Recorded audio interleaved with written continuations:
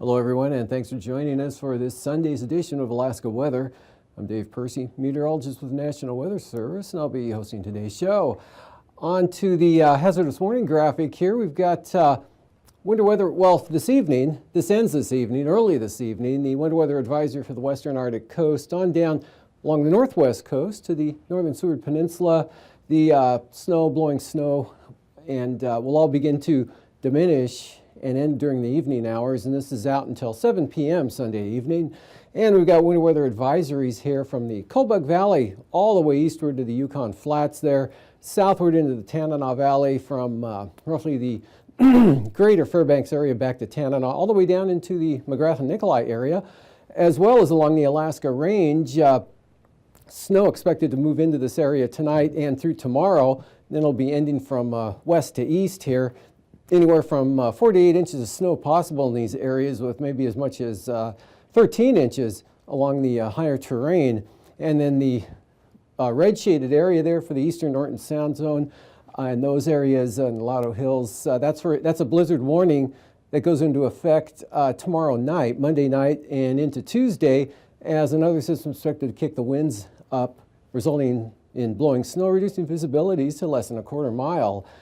On to the satellite, you can see the one front here pushing northeastward and then trailing back, kind of weakening through this area as it moves into divergent flow aloft there, but still a lot of moisture streaming eastward here with kind of milder air also spreading northeast ahead of the front. The colder air back out to the west there, that low center way even farther back out toward the Russian coast, and the cold air aloft here shifting northeastward. That bringing snow showers from St. Lawrence Island all the way down to the Pribilof, so they're kind of a steady snow condition today, and lots of snow showers back to Chimay-Attu. A little bit of a break right through here, but not much of one. And then just a lot of cloudiness here, but pretty much dry, non-precipitation producing clouds here up across Kodiak Island. And then there's some light rain and snow mixed to light snow, depending on your latitude here across southern Alaska from the North Gulf Coast areas and the Kenai Peninsula, while the southeast coast had just the washed out remnants of a weak front right through here trailing eastward today. That brought a few scattered showers to the area, but very light amounts at all, with nothing down to the south, and the next batch of clouds already streaming eastward there across Yakutat in toward Elfin Cove. And rolling that once again, you can see with a pretty much west-southwesterly flow here, this area of moisture will be moving eastward and it'll be back through here. That'll be responsible for the winter weather advisories over the interior, while this front here, that's producing the winter weather on the Arctic coast, or those advisories currently, and again, that'll weaken to the point where it'll end at 7 p.m. And for tonight, low pressure, not all that strong, about 1,004 millibars, developing, pushing north there with the front coming eastward into the central interior, bringing snow with it. Mixed rain and snow here from southern Susitna Valley area, northern Cook Inlet, off to the southwest with rain along the southern portion of the front there, up along the Alaska Peninsula, up into Kenai Peninsula, Prince William Sound, and the North Gulf Coast. But snow to the north, just some scattered snow showers at the Copper River Basin. Again, numerous snow showers here tracking northeastward into the northern Bering Sea to St. Lawrence Island, and then scattered snow showers farther back to the west. That was for today, and we'll see for tonight that front will kind of take a turn more to the east-southeast here, with a low center tracking into the central interior right around the Denali Park area, and the other one hanging back to the northwest there. That'll keep the northwest areas tonight in the in a kind of a occasional light snow condition, with becoming snow showers up again, improving along the western Arctic coast.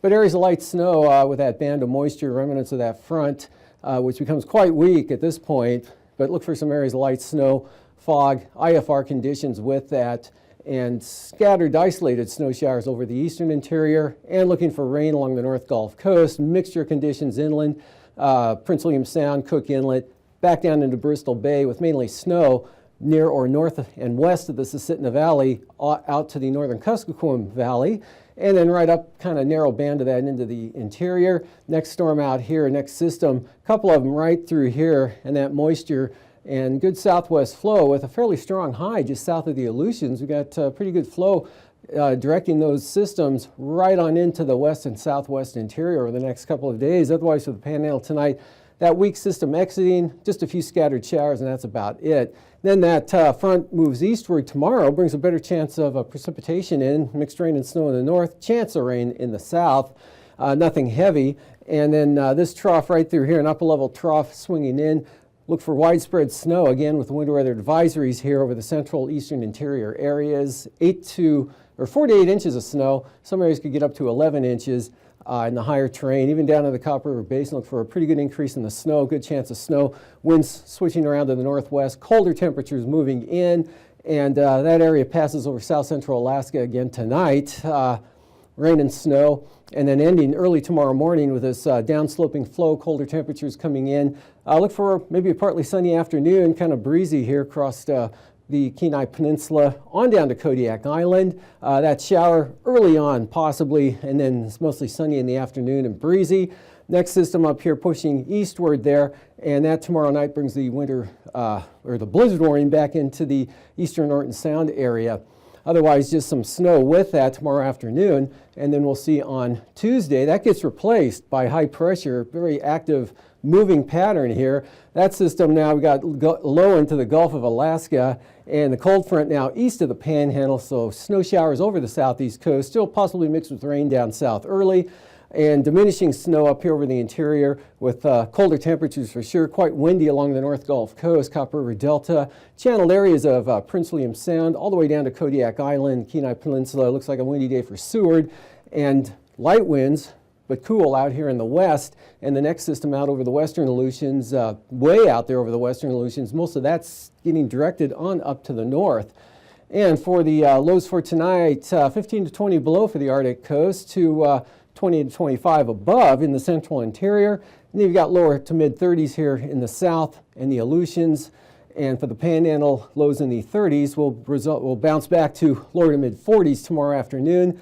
And highs either side of 30 there through the Tanana Valley, cooling into the 20s and then the teens to the Brooks Range, and right around 0 for the Arctic coast, and 30s near lower 40s for the Alaska Peninsula and the Aleutians. And then for lows the next morning on Tuesday morning, 10 to 15 below or 5 to 15 below up here along the Arctic coast, to about 10 above for St. Lawrence Island. Teens, Yukon Delta up into the Tanana Valley, Susitna Valley as well as the Copper River Basin, colder conditions coming in, and lows right near freezing for Kodiak. Upper 20s, lower 30s for the Alaska Peninsula and the southeast coast, looking mostly in the, well, it could be upper 20s there, Haines up to Skagway to upper 30s down to the south. Then the highs for the afternoon Tuesday, lower 40s for the Panhandle, sums it up pretty good there with mid-20s for the Copper River Basin, Tanana Valley. A shade below 0 there, 0 to 5 below for the highs for the Arctic coast, and lower 30s for Bristol Bay. And now, aviation weather around Alaska. On to flying weather, we've got widespread IFR here tomorrow morning from off the coast there, St. Lawrence Island, through much of the western interior, from all of Bristol Bay northward there to the western North Slope Arctic coast and eastward, mostly north of the Alaska Range here with improving conditions as you head down the valleys there into the inlet, becoming VFR Southern Cook Inlet to Fognac Island. More IFR here across the Gulf of Alaska on up to the coast there, and possibly in the southern Copper River Basin, areas of IFR over the Panhandle. For the afternoon, this area dissipates quite a bit, but still a lot of marginal VFR left behind with areas of IFR, mostly over the Kobuk Valley there, up along the southern slopes of the Brooks Range and the southern Seward Peninsula, inland a little bit there to the Bering Strait, up here over the northeast, patch there in the western Arctic coast, and the main area now that system sliding eastward in across the Panhandle. And then for Tuesday morning, that improves marginal VFR with VFR here for the northwest part of the Panhandle, up along the North Gulf Coast, Prince William Sound, VFR. For Tuesday morning, much of Cook Inlet, Kenai Peninsula to Kodiak Island, back to the Alaska Peninsula. Heading north, though, get into the marginal VFR, Susitna Valley, Madanuska, Susitna Valley, and areas of IFR along the Alaska Range as well as the White Mountains. And from the Koyukuk, Kobuk Valley, up across the western Brooks Range, looks like a pretty IFR kind of morning there. Also for the Yukon Delta, and then a breakout here over the southeast Bering and the Pribilofs, and IFR just south of the west central Aleutians.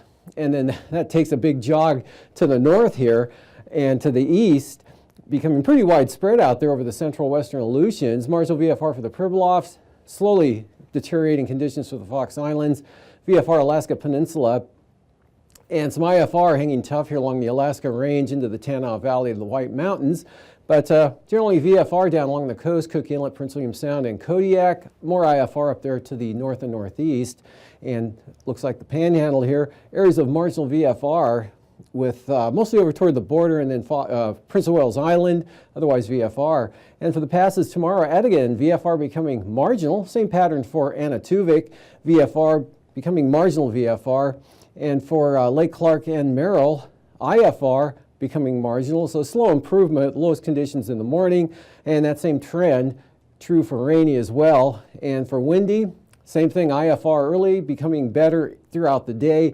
Isabel, though, marginal VFR, the moisture shifting eastward, they'll become IFR during the afternoon. And from Antasta, VFR becoming IFR, again as the moisture slips off to the east. And for Tanita, IFR becoming VFR, and for Portage, IFR early and then becoming VFR in the afternoon. Chilkoot and White, IFR. Freezing levels tomorrow, 2,000 feet here right on down the southeast coast there. Warmer air up into the Gulf of Alaska, 2 to 6,000 feet there across the northern Gulf, and then just east of Kodiak Island and south of the Alaska Peninsula out here with that trough swinging through, that pushing the front down to the south, but at the surface still up there north of St. Matthew Island. And for icing, areas of out here to the west, Seward Peninsula, Norton Sound, into the interior there a little bit, possibly here over the Kuskokwim Mountains, Kilbrooks and that area, up here to the northwest, and another batch sliding eastward across the Bering Sea, northern Bering Sea there. But the main area with the system moving eastward here will be over the southeast coast with considerable rime icing of the light variety, isolated moderate there, right on up across the eastern interior, Copper River Basin, northward to about Old Crow. And moving on to the winds aloft, jet stream, 32,000 feet, showing this a trough right through here, and that putting the squeeze in the atmosphere, about 120 knots out of the southwest, right along the Alaska Peninsula, Kodiak Island, diverges right through here, the main branch coming around, and the Panhandle there with ridging up into the northern southeast coast. Trough well south of the Aleutians here, otherwise another northern branch there at about 100 knots. And for 9,000 feet, next system out there beginning to affect the far western Aleutians with an increase in the winds tomorrow afternoon.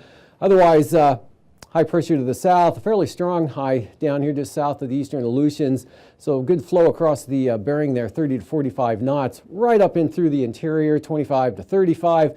And enough ridging taking place here northwest 40 there for Kodiak Island, 3,000 feet, about the same pattern. Turbulence-wise, lots of moderate chop here in the west, southwest, up and across the Kenai Peninsula, Kodiak Island, and approaching the western Aleutians. We always knew the site was there, but we thought it was gone due to erosion. My grandfather would tell about the bow and arrow wars, about two kids, playing with darts, and one eye was poked, so the other kid's father came and did the same thing. So from that, it became a full-blown war. To see this excavation bring that story alive is one of the most fascinating things I've seen. I mean, the stories we've heard and the evidence they're pulling out from Nunaka, it's no longer a legend, it's becoming a fact.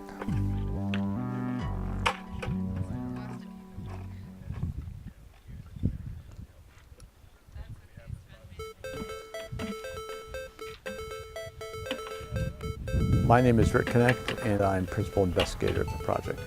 We have 11 PhDs. We use a lot of student volunteers. We work with professional conservators to make it all happen. We've got Dr. Paul Ledger, who's working on the history of climate here. Dr. Veronique Forbes, who's an archaeoentomologist who studies insects. Dr. P.T. Ashlock, who's also a professional archaeologist from Southeast Alaska. Dr. Madonna Moss is from the University of Oregon, who specializes in faunal analysis. There are mussel shells throughout this site. Here's another bigger piece.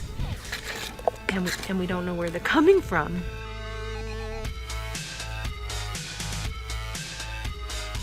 The Nunalak site was originally a village. Elders tell us that this site extended out about 200 feet. Since 2009, we've lost more than 30 feet on that piece of shoreline. And our 2009 and 2010 excavation blocks are completely gone already. It's very much a race against time. But this particular structure with a covered boardwalk running down the middle of it was an adaptation to the bow and arrow wars. That was a period of intense conflict between different native villages here in the YK Delta. And no one knew exactly when it had happened other than it happened before the Russians arrived. This collective communal house was burned down by attackers from another village up the Kuskokwim. We think it happened about 1640 based on carbon dates of the charred grass and so on the floor. We've been excavating Nunalak for about 6 years now. I sent Rick a few pictures of artifacts I had from the locals. He came right over. He didn't even unpack. He went down the beach and they started walking and they started finding artifacts. Those first group was a tough bunch. There's these 3 students and a professor that come down and start looking for artifacts. Wind, rain, shine, they do it. My mind was saying, man, these guys are crazy. But they're trying to beat the erosions. We get bugs, we get weather, we get wind, we get rain. Ouch. There's one now. And so they're pretty challenging conditions. We put in as many hours as we physically can, 12 to 14 hours a day, 6 days a week, just so we can get to it in time. Pizza! Give me P-I-Z-Z-A! Rick's just great. He doesn't stop. He's a perfect person for this site. I wouldn't have no one else run this site except him. Well, I first came to Alaska to work as a graduate student in 1983, and luckily it was a preserved site much like this one in Kodiak. And that one was also eroding, and we worked hard to get a sample from that, but at the same time our assumption was there were going to be more sites like that, and the whole thing washed out. There wasn't even a rock, a firecracked rock left behind. That was shocking. And we ended up only getting a 10% sample at best, and that's not going to happen again. We're getting things that normally you just see in museum collections. We've got arrows with the feathers still lashed to them, grass rope that was used to make dog harnesses, that kind of preservation. There's a piece of hair right here. I found that in my screen. PT found a ridiculously large amount of hair, and Bridget found another huge clump of hair today. It seems like when they cut their hair, they just let it fall wherever it wanted to. So there's the lamp. The hair is kind of sticking out right there. It's all over the place, actually. There's been way hairier lamps, too. It's like, oh, you find hair, and you're like, oh, this is like a hair sample, and then you dig a little more, and then it's actually a lamp. Bridget found an earring in the screen. Yeah, that's definitely faunal. Yeah. And then I would have it goes up to about there, I think. So I don't know how they actually wore them, like how it fit in. Yeah, they kind of look like clip-ons. Yeah. I've heard that we're up to around 30,000 museum quality pieces, which will be coming back to Queen Hawk in 2017. We're hoping to get a cultural center built here, and then I'm hoping all the artifacts will remain in the village.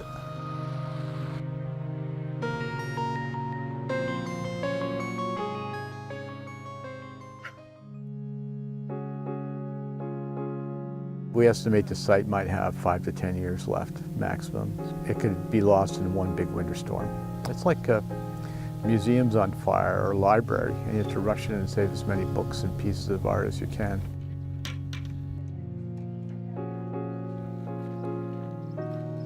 And we're seeing things that people remember from their childhoods. Elders have a chance to reacquaint themselves and their children with tangible remains of their heritage. Yeah, this project's been great. I'm just honored to be part of it, a small part of it.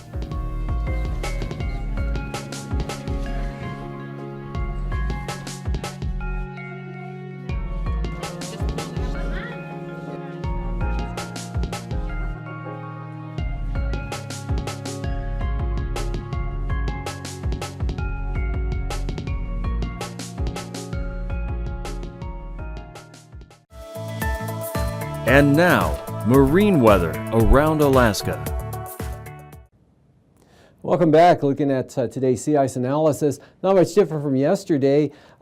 West-southwest winds now coming into the area, so there won't be any more advancing to the west-southwest or to the south here, but probably maybe a little bit of a retreat. Then high pressure building in Tuesday over the area, and then possibly going southerly on the winds later in the week, which would result in a slow, gradual possible retreat then.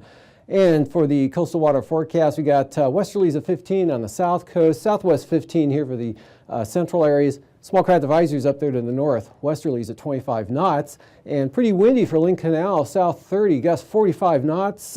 20 knots is all for Stevens Passage, and even lower for Clarence Strait.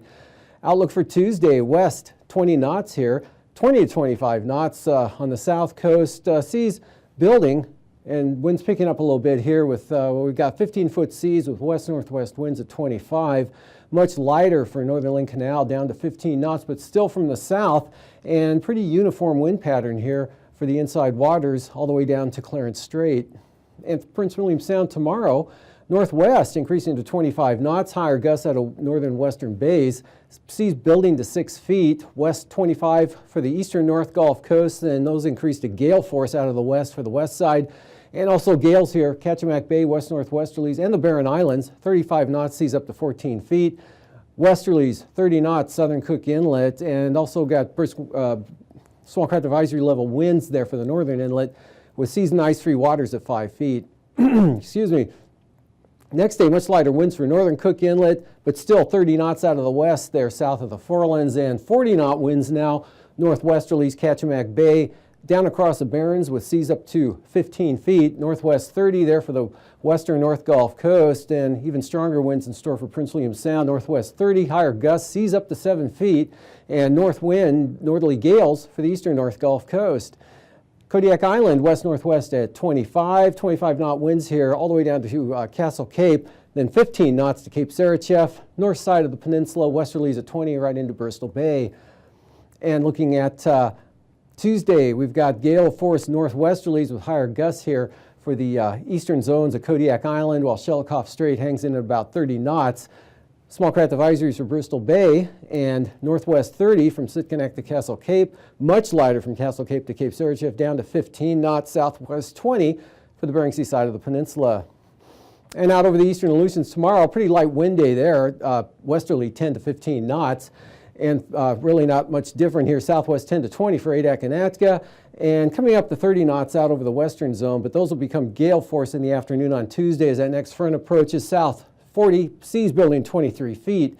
South winds at 30 knots here, spreading into the eastern Aleutians, and south-southeast 20 to 25 here, all the way across the Fox Islands, seas running at about 7 to 8 feet. And for the southwest coast, south of Nunavak Island, southwest 20, 8-foot seas. Brisk wind advisories from Nunavak Island to St. Lawrence Island, winds up to 30 knots, and full gales here for St. Matthew Island, the seas building to 20 feet. West 25 for the Pribilofs, and 15-foot seas. Those will turn south and lose 5 feet off the sea heights there, but south of 25, 30 knots, a little lighter there for St. Matthew Island. Much lighter here over the northern Bering Sea to St. Lawrence Island with 15-knot winds. Eastern Beaufort Sea coast looking like this. We've got easterlies at about 15 knots, and they pick up to about 20 here for the central coast tomorrow, then back down to 15. And from Cape Beaufort south to the Bering Strait, much lighter, a little more westerly, or will be westerly, but much lighter. Pretty light, 10-knot winds. And then for the Tuesday outlook, those increase a little bit there at about 15 knots. Then we've got southwest of 15 up to maybe Point Lay, and then kind of a lighter variable wind pattern in the central coast, turning north to northwest, 10 to as high as 15 knots over toward Demarcation Point. And then for tonight, you can see we've got several systems here lined up, a high pressure just south of the Aleutians there. Strong west-southwest flow driving all that moisture in each system right into the interior here. First one coming in tonight, rain and snow, the milder air, liquid precipitation in southern Alaska, especially along the coast down to Kodiak, and a mixture to the north into the Sitna Valley areas, but snow back west of the Alaska Range, northern Kuskokwim Valley into the Tanana Valley.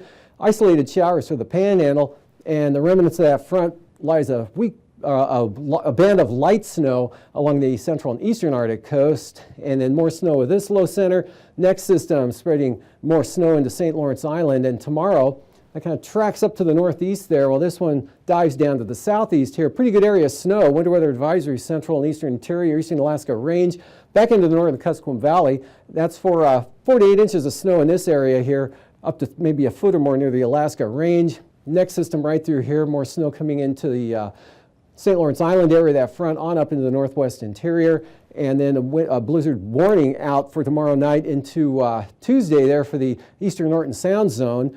And then that'll be really early Tuesday because high pressure builds right in, and much lighter winds with pretty good areas of clearing here. Colder, drier, windier over the eastern interior, right on down into the Gulf of Alaska with pretty gusty winds, maybe as high as 60, 70 miles an hour in some areas.